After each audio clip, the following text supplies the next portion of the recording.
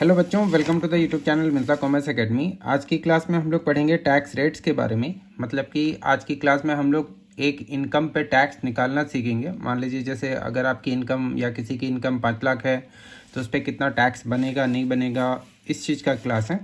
तो आइए चलो शुरू करते हैं और जानते हैं कि टैक्स रेट्स क्या होते हैं और टैक्सेस को कैसे करके कैलकुलेट किया जाता है। जैसे कि फ़िलहाल जो टैक्स रेट है जिस असेसमेंट ईयर के लिए हम लोग यहाँ पे पढ़ रहे हैं, जो हम लोगों का असेसमेंट ईयर है वो आपको याद ही होगा। आप का जो असेसमेंट ईयर है वो है 23-24, 2023-24। पिछली क्लासेस में हम लोगों ने बहुत ज़्यादा इसको डिस्कस किया था। तो इसके कैसे करके इस असेसमेंट ईयर में अगर आपकी जो आमदनी होगी उस पर टैक्स हम लोग कैसे करके निकालेंगे, उसके बारे में आज की क्लास है। तो आइए चलिए शुरू करते हैं। जैसे कि देखिए, टैक्स रेट्स की अगर बात करें तो दो तरह के टैक्स रेट होते हैं।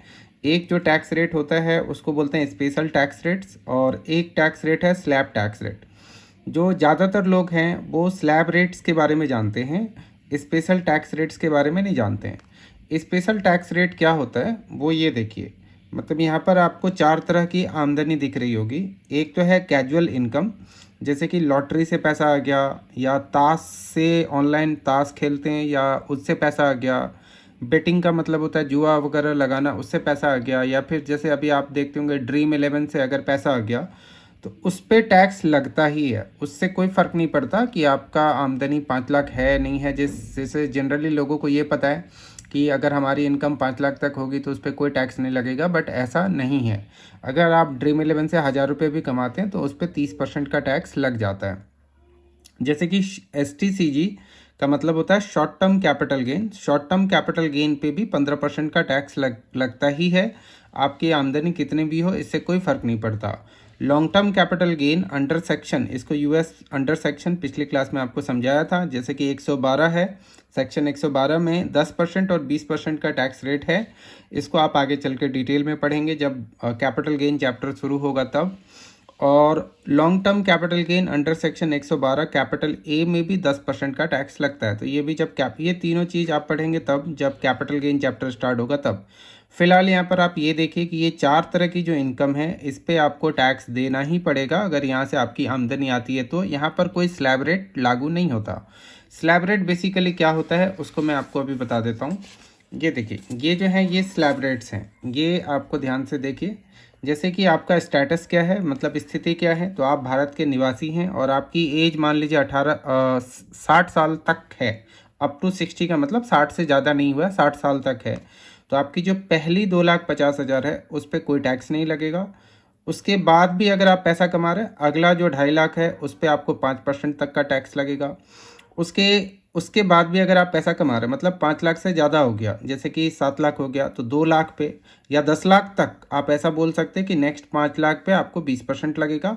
ये मैं भी आपको निकाल के दिखाऊंगा कि ये कैसे होता है। और जो बैलेंस है उस पर आपको फिर 30% लगेगा। बैलेंस का मतलब यहाँ देखिए, 2.5 और 2.5 5 हो गया, 5 और 5 10, यानी कि 10 के बाद जैसे कि 11 लाख है आपकी आमदनी, तो जो 1 लाख रुपए है उस पर 30% टैक्स लगेगा। ये सब टैक्स को जोड़ा जाएगा और उस पर भी फिर 4% का आपको टैक्स पे टैक्स लगेगा। उसको इंग्लिश में कहते हैं सेस और हिंदी में कहते हैं उपकर, जो कि कहलाता है हेल्थ एंड एजुकेशन सेस। ये पहले अलग नाम से जाना जाता था, बट अभी इसको हेल्थ एंड एजुकेशन सेस कहते हैं।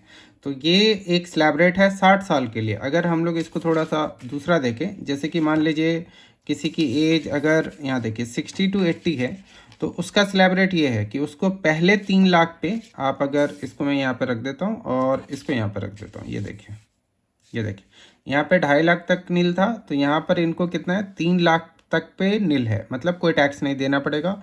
फिर वही अगले 2 लाख पे फिर 5%, मतलब 50,000 यहाँ पे ज़्यादा कर दिया है।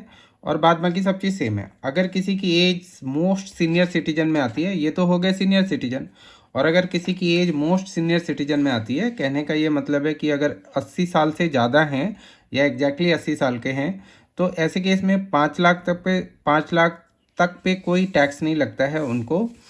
और 5 लाख इनके लिए आप एक चीज़ और भी देखेंगे कि इनका जो 5% का टैक्स रेट है वो नहीं है इनके लिए। आप इसको ऐसे भी याद रख सकते हैं, ठीक है ना।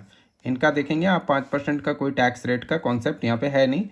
तो जो 5 लाख है उस पर तो इनको कोई टैक्स नहीं देना पड़ेगा, पहला 5 लाख। और अगर 10 लाख एग्जैक्टली ये कमाते तो इनको 1 लाख का टैक्स बनता है और 4% फिर सेस भी देना पड़ेगा। तो ये कैसे करके कैलकुलेट होता है ये तो अभी मैं आपको सिखा दूंगा। अभी आगे थोड़ा सा आगे बढ़ेंगे तो ये सब सीख लेंगे। थोड़ा सा और भी कुछ कुछ डिस्कस कर लेते हैं, देख लीजिए। तो फिलहाल तो आपको पता लग गया कि स्लैब रेट्स क्या होते हैं। तो जनरली ये है स्लैब रेट, सभी लोगों को यही पता होता है। सब यही सोचते हैं कि हमारी अगर 5 लाख तक की आमदनी आएगी तो उस पर कोई टैक्स हमें तो लगेगा नहीं। लेकिन ऐसा क्यों है और क्यों सोचते हैं उसको इस क्लास में दूर हो जाएगा अगर आप भी ऐसा सोचते हैं। तो देखिए, स्पेशल रेट्स तो समझ में आ गया होगा आपको। स्पेशल रेट्स ये याद कर लीजिएगा कि इन पे अलग अलग दरों से कर लगता है। कहने का मतलब है इस पे इन इनकम पे कोई स्लैब रेट लागू नहीं होता। इसके अलावा एक और चीज़ जो आपको सीखना है वो है रिबेट। रिबेट को आप ध्यान से देखिए, रिबेट ऑफ इनकम टैक्स, आयकर की छूट। सेक्शन 87 कैपिटल ए ये कहता है कि अगर आपकी आमदनी 5 लाख तक है, यानी कि 5 लाख से ज़्यादा नहीं है अगर आपकी आमदनी, और उस पर अगर टैक्स बन रहा है किसी भी तरीके का, तो हम 12,500 रुपये का आपको क्या करेंगे, कर में से छूट दे देंगे। अब आप ध्यान से देखिए कि पहले 2.5 लाख पे तो कोई टैक्स नहीं लगता था, लेकिन अगले 2.5 लाख पे 5% का टैक्स लगता है। तो आप देखेंगे 2,50,000 का 5% 12,500 होता है। और एग्जैक्टली अगर आप 5 लाख रुपया कमा रहे हैं तो आपको कितना तक का छूट मिलेगा टैक्स में से, तो 12,500 तक का छूट मिलेगा। इसीलिए ऐसा सुनते आप आ रहे होंगे कि हमें 5 लाख तक की इनकम पे कोई टैक्स देना नहीं पड़ता है। इसके अलावा एक और भी चीज़ को आप ध्यान रखेंगे वो है सेक्शन 115 कैपिटल BAC। ये क्या कहता है, ये कहता है क्या कि आपकी मर्जी है तो आप इस तरीके से भी टैक्स दे सकते हैं। मतलब एक ये स्लैब रेट और स्पेशल रेट मिलाकर टैक्स दे दीजिए, या फिर आपकी मर्जी है तो आप इस तरीके से भी स्लैब रेट से टैक्स दे सकते हैं। तो ये स्लैब रेट थोड़ा सा बड़ा लंबा चौड़ा है, जिसमें कि आप देखेंगे कि 5 से डायरेक्टली 20% नहीं हुआ है। जैसे यहाँ पर हम लोगों ने क्या देखा कि 5% से डायरेक्टली 20% हो गया। इसमें ऐसा नहीं होता है। इसमें क्या होता है कि 5, 10, 15, 20, 25 फिर जाकर 30 होगा। तो यहाँ पे उन्होंने 2.5 लाख का ले लिया। जैसे 2,50,000 पहला एग्जेम्प्ट हो गया, अगला 2,50,000 पे 5%, फिर 2,50,000 पे 10%। तो अब आप कहेंगे ये कैसा रेट है।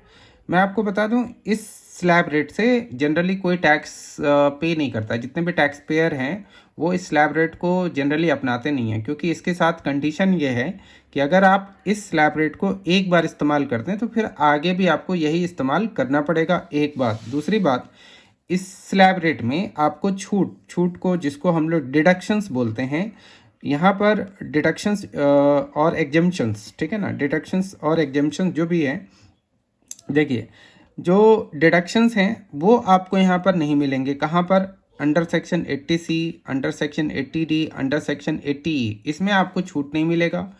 आप अपनी आमदनी को क्लब करने के दौरान 1,500 रुपये का जो माइनर का छूट होता था वो भी आपको नहीं मिलेगा। ये क्लबिंग चैप्टर में आप जाके पढ़ सकते हैं। इंटरेस्ट ऑन बोरोइंग कैपिटल, ये देख रहे घर का निशान है, मतलब घर बनाने के लिए अगर आप कर्ज लेते हैं, लोन लेते हैं, तो उस पर जो ब्याज होता है उसका छूट मिलता है इनकम फ्रॉम हाउस प्रॉपर्टी से, लेकिन वो छूट भी आपको नहीं मिल सकता। और लीव इनकैशमेंट, अवकाश यात्रा होता है जो सैलरी चैप्टर में हम लोग पढ़ेंगे, तो उससे भी छूट मिलती थी। ऐसे कई ढेरों इसके साथ कंडीशंस हैं कि अगर आप ये अपनाते हैं तो आपको बहुत सारी जगहों पे छूट नहीं मिलेगा। इसीलिए ये फेमस हुआ नहीं, ये आया, लेकिन बहुत कम लोग आई थिंक अपनाते होंगे। ज़्यादातर लोग जो टैक्स देते हैं वो इस तरीके से टैक्स देते हैं। तो इस क्लास में मैं आपको इस तरीके से ही टैक्स निकालना सिखा रहा हूँ, और ये जो तरीका है इस तरीके से अगर आप टैक्स निकाल लेंगे तो ये भी आपके लिए बहुत आसान होगा, बहुत ईजी होगा। तो आइए चलिए सीखते हैं कि टैक्स 40,000 अगर हमारा टैक्सेबल इनकम है तो कैसे करके टैक्स लगेगा एज पर स्लैब रेट आपको निकालना है। और इसका एज हम लोग मान लेते हैं कितना, तो एज 60 ईयर्स ही मान लेते हैं। तो ये देखिए, ये स्लैब रेट है ना, ये स्लैब रेट है, और इसका एज अगर 60 ईयर है तो क्या होगा, तो वो देखिए। तो इस तरीके से आप निकालेंगे कि इसका जो फर्स्ट 2,50,000 है उस पर तो कोई टैक्स देना ही नहीं है। आप यहाँ पर एट द रेट नील हो जाएगा यहाँ पर, तो ये इनका एग्जेम्प्ट ही हो गया, इस पर कोई टैक्स इनको देना नहीं है। फिर इसका हमें ये चेक करना है कि नेक्स्ट 2,50,000 बन रहा है, तो जी हाँ नेक्स्ट 2,50,000 बन रहा है। एट द रेट कितना परसेंट है, तो 5% है। तो आपको 2,50,000 का 5% निकालना है, तो वो आ जाएगा 12,500 आप देख सकते हैं, जैसे कि 2,50,000 इंटू में 5% तो 12,500। और इसके बाद आपको ये चेक करना है कि जैसे देखिए जो 5 लाख है, यहाँ पर आपको दिखा देता हूँ। देखिए जो 5 लाख है, इस 5 लाख में 2,50,000 का हमने हिसाब कर लिया। अब बचता है, एक मिनट, ये 5,42,000 है। तो इस 5,42,000 में से 2,50,000 का हिसाब हो गया, बचा 2,92,000। फिर हमने 2,50,000 का हिसाब कर लिया, तो अब क्या बचा है 42,000। तो इसीलिए यहाँ पर लिखेंगे नेक्स्ट 42,000। ओके, और इस नेक्स्ट 42,000 में 20% लगेगा। तो आप ये देखिए 42,000 जो है इसका हम लोग 20% कर लेते हैं तो 8,400 आएगा। अब इसको आप जोड़ेंगे यहाँ पर, तो यहाँ जोड़ लेते हैं, जैसे कि इसमें हम लोग 12,500 जोड़ लेते हैं, तो ये आया कितना, तो 20,900। अब ये 20,900 आया, फिर आप इसमें ऐड कर देंगे simply health and education cess. Health and education cess, health and education cess जो था वो 4%। तो ये 20,900 का आपको क्या करना है, 4% इसमें निकालना है। तो जो 20,900 है इंटू में 4%, तो 836 आता है। 836 रुपया इसमें आपको जोड़ देना है। तो यहाँ पर 836 जोड़ने के बाद, जैसे अगर आप देखें 836 में आप 20,900 जोड़ दीजिए तो आता है कितना, 21,736। ये आपका 21,736 को हम लोग बोलेंगे नेट टैक्स लाइबिलिटीज़। मैं ये मान के चल रहा हूँ कि इस पर पहले से कोई टैक्स कटा नहीं है, टीडीएस नहीं है, कोई सरचार्ज नहीं है ना।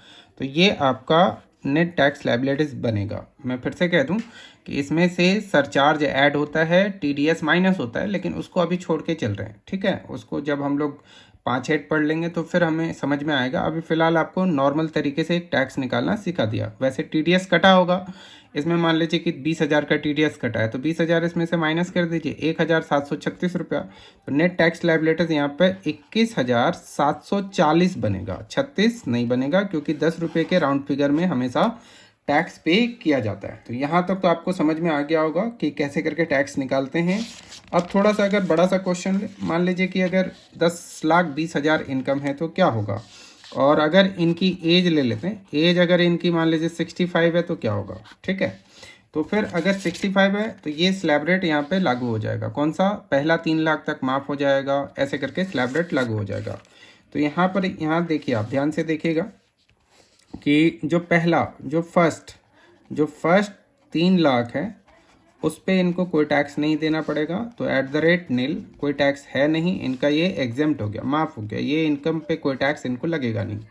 फिर जो नेक्स्ट है, नेक्स्ट यहाँ पर आप देखेंगे कि 2 लाख रुपए है ना, 2.5 लाख नहीं लेंगे, 2 लाख लेंगे, क्योंकि इन दोनों को मिला के 5 लाख लाना है। तो इस पे जो है इनको डायरेक्टली 5% लगेगा। तो यहाँ पर हो गया 10,000, मतलब इनको मिला जुला कर 2,500 रुपया टैक्स छूट मिल रहा है। और फिर अगला हम लोग देखेंगे नेक्स्ट। तो नेक्स्ट जो है वो 5 लाख लेकर आएंगे। तो 5 लाख, तो 5 लाख इन पे इनको 20% टैक्स लगेगा। इसका मतलब हो गया कि 1 लाख रुपया हो गया ये, ठीक है। अब देखिए, आप ध्यान से देखिए, 3 और 2 5, और 5 कितना होता है, 10 लाख। इनका 10 लाख हो चुका है, 20,000 और बाकी है। तो जो बैलेंस है यहाँ पर ये है कि जो बैलेंस 20,000 रुपया है उस पे इनको फिर 30% से टैक्स देना पड़ेगा। तो 20,000 का 30% अगर निकालें तो 6,000 आएगा। तो कुल जोड़कर अगर देखा जाए तो 1,16,000 आता है। इस 1,16,000 में फिर हम लोग ऐड कर लेंगे क्या, तो health and education cess add कर लेंगे, LTH, health and education cess. Health and education cess जो है वो 4% है। तो 4% जो लगेगा वो 1,16,000 का 4% लगेगा, ठीक है।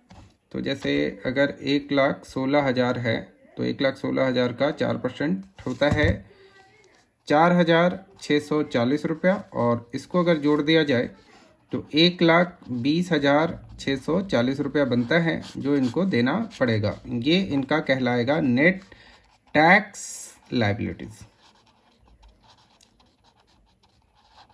क्लियर। तो यहाँ तक तो आपको समझ में आ गया होगा, अब कोई दिक्कत तो नहीं है, ठीक है। अब जैसे हम लोग थोड़ा सा डिफ़िकल्ट सा क्वेश्चन लेते हैं, डिफ़िकल्ट तो नहीं होना चाहिए, मतलब थोड़ा सा जिसमें कि स्पेशल टैक्स रेट्स भी आए, तो ऐसे क्वेश्चन को हम लोग यहाँ पर लेते हैं और सीखने का कोशिश करते हैं, ठीक है। जैसे देखिए एक क्वेश्चन लेते हैं हम लोग, ये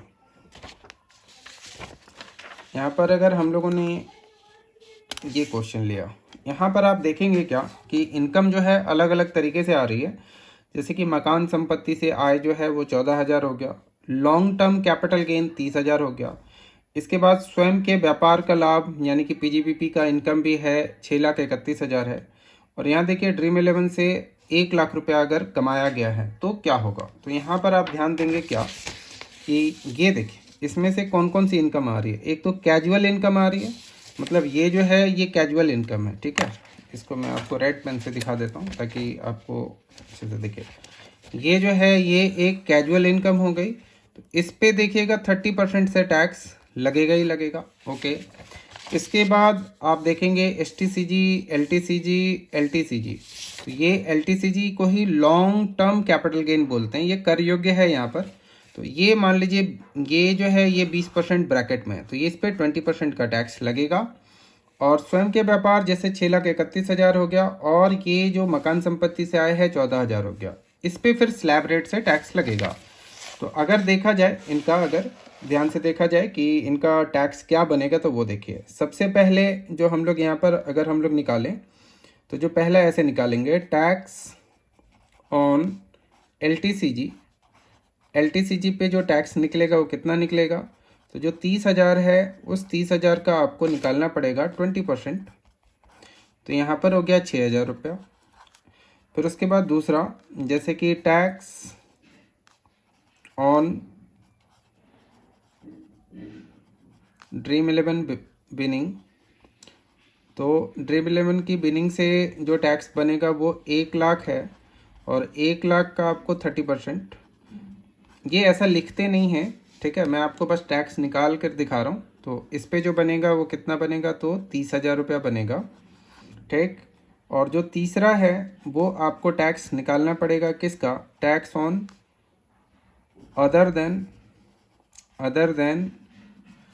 अबव इनकम, मैं लिख देता हूँ, मतलब ऊपर के दो इनकम को छोड़कर जो भी इनकम है उस पर क्या टैक्स बनेगा।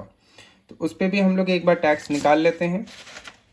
जैसे कि 1 मिनट रुक जाइए, यहाँ पर ही मैं कैलकुलेट करके दिखा देता हूँ आपको। जैसे देखिए 14,000 और 6,31,000, तो आप देखेंगे क्या कि जो 14,000 है प्लस 6,31,000 है, तो कितना हो गया 6,45,000। अब अगर 6,45,000 का टैक्स निकाला जाए तो बड़ी आसानी से निकल सकता है। और इनकी एज अगर हम लोग ये मान के चलते हैं कि 60 ईयर से कम है, तो इनका जो 2,50,000 है उस पर कोई भी टैक्स नहीं लगेगा, नील आ गया।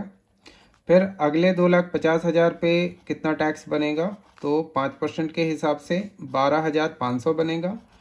इसके बाद आपको करना क्या है, इसमें से 5 लाख घटा लीजिए तो 1,45,000 बचता है। 1,45,000 पे फिर 20% का टैक्स बनेगा। तो यहाँ पर अगर देखें तो 1,45,000 इंटू में 20% 29,000 होता है, तो 29,000। और इसको अगर जोड़ दिया जाए तो 5 आया, और 9 2 11, 2 1 3 और 1 4, 41,500। तो यहाँ पर ये 41,500 लिखेंगे और इसको जोड़ लेंगे सबको।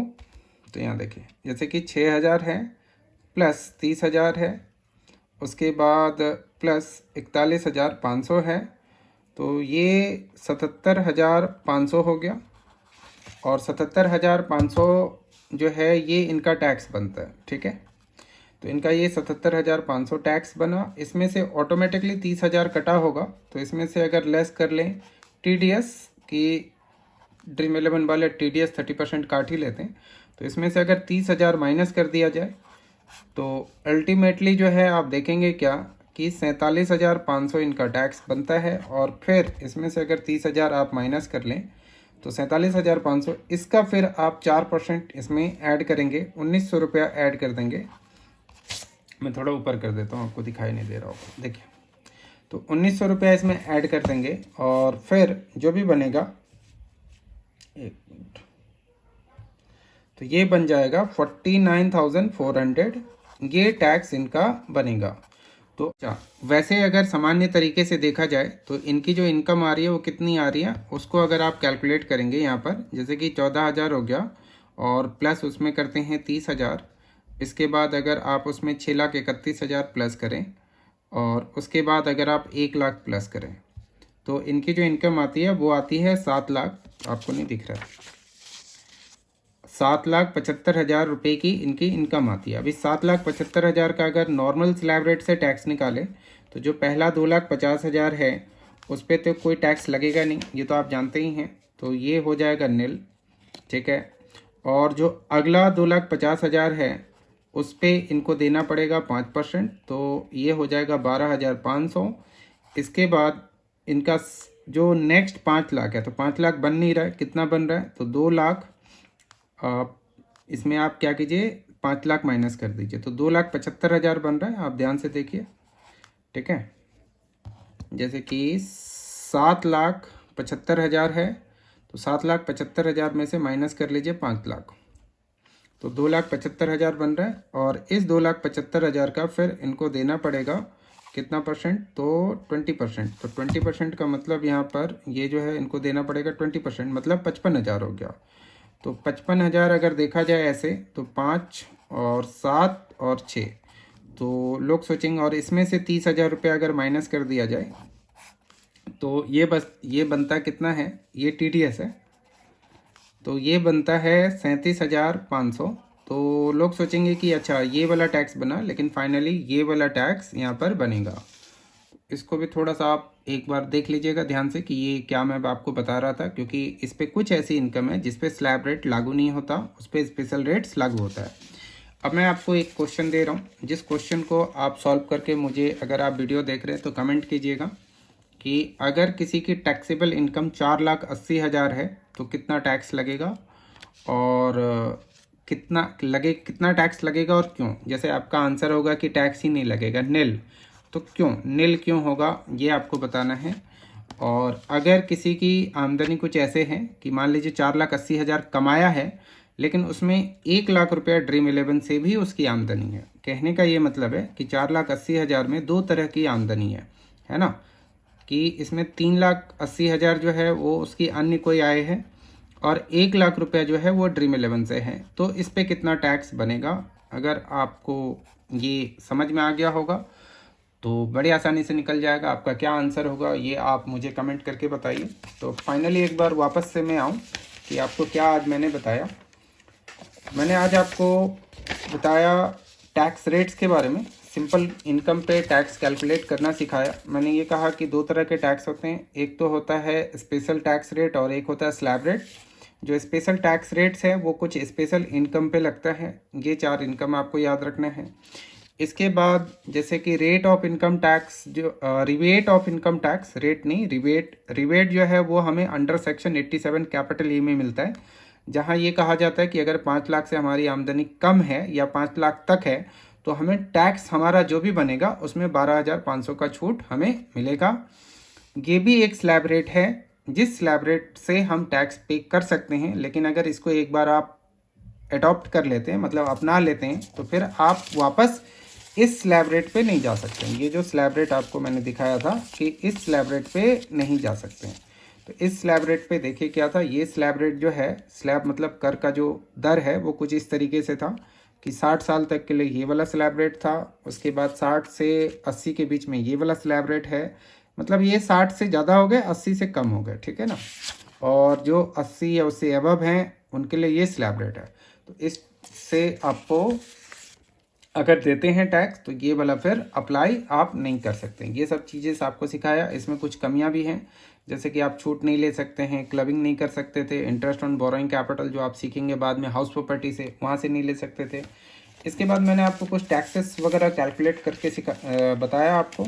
तो आज की क्लास में हम लोग ऐसा करते हैं, इतना ही करते हैं। आप कुछ क्वेश्चंस कीजिए इससे रिलेटेड, आप भी इनकम आप देखिए उस पर क्या टैक्स बनता है मुझे बताइए, और कोई डाउट होगा तो बताइएगा। तो आज की इस क्लास में इतना ही। Thanks for watching the video, we will continue in next class. Thank you so much, good bye.